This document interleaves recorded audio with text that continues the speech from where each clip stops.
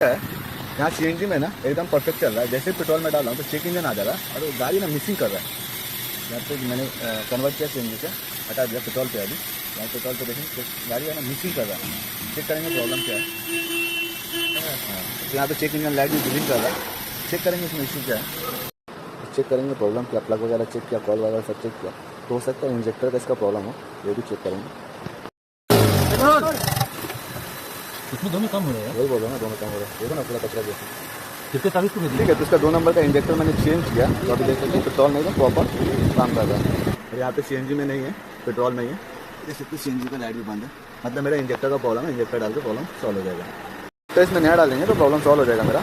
तो करना क्या रहता है, कभी सीएनजी गाड़ी लिया ना तो आप कम से कम 2-4 किलोमीटर है ना रोज पेट्रोल पे चलाना चाहिए, तो आपका है ना इंजेक्टर वगैरह वर्क करेगा तो प्रॉब्लम नहीं आएगा।